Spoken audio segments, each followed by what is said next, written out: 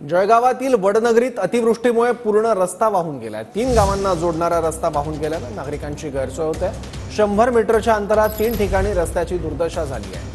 वर्षभरापूर्वीच 80 लाख रुपये खर्चून रस्त्याचं बांधकाम झालेलं होतं। जळगाव जिल्ह्यामध्ये बहुतांश भागामध्ये अतिवृष्टीचा तडाखा बसलेला आहे आणि या पावसामुळे आपण जर बघितलं तर जळगाव तालुक्याला खूप मोठं नुकसान झाल्याचं पाहायला मिळतं आहे।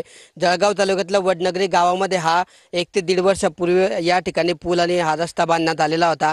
मात्र काल शनिवार रात्रीपासून आणि रविवारी पूर्ण दिवसभर झालेल्या पावसामुळे हा पूर्ण रस्ता आपण खचून गेल्याचं पाहायला मिळतं आहे। आपण बघू शकतो की अशा या ठिकाणी कशा पद्धतीने हा रस्ता पूर्णपणे खचून गेलेला आहे। केवळ या रस्त्याची फक्त पायवाट यासाठी जाण्यासाठी उरलेली आहे आणि पूर्णपणे हा रस्ता जो आहे त्या अतिवृष्टीमुळे झालेल्या पावसामुळे पूर्णतः खचून गेलेला आहे। 70 ते 80 लाखात हा रस्ता 1 ते 1.5 वर्षापूर्वी बांधण्यात आला होता।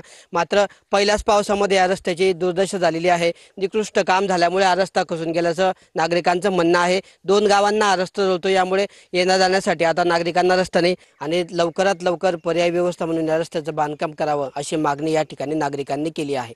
किशोर पाटील, TV9 मराठी, जळगाव।